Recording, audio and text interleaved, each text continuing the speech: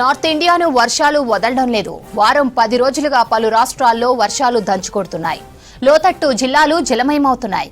పలు నదులు ఉప్పొంగి ప్రవహిస్తున్నాయి. వాగులు వంకలు నిండిపోయాయి. కొన్ని ప్రాంతాల్లో జనజీవనం స్తంభించిపోయింది.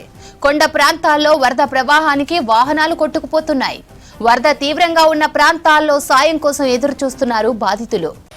భారీ వర్షాల కారణంగా పలు నదులు ఉప్పొంగుతున్నాయి. యూపీలోని గంగా యమునా ఘాట్ దగ్గర వరద లెవెల్ గంటకు పెరుగుతోంది. జమ్మూలోని తర్హాలి, సక్తోష్ నదులు ఉధృతంగా ప్రవహిస్తున్నాయి. దీంతో చుట్టుపక్కల ప్రాంతాలు వరదతో నిండిపోతున్నాయి. అటు కేరళలోనూ భారీ వర్షాలు కంటిన్యూ అవుతున్నాయి. పలు ప్రాంతాల్లో కాస్త వర్షాలు తగ్గినా వరద బీభత్సం సృష్టిస్తోంది. వరద ప్రాంతాల్లో చిక్కుకున్న జనాలను పడవల సాయంతో సురక్షిత ప్రాంతాలకు తరలిస్తున్నారు. హిమాచల్ ప్రదేశ్, ఉత్తరాఖండ్, మధ్యప్రదేశ్, కేరళలో వర్షాలు కంటిన్యూ అవుతున్నాయి. లోతట్టు ప్రాంతాల్లో భారీ వరద రోడ్లపై చేరుతోంది. మండిలోని లోతట్టు ప్రాంతాలు ఇప్పటికే మునిగిపోయాయి. పలు గ్రామాలు వరద చుట్టేసింది.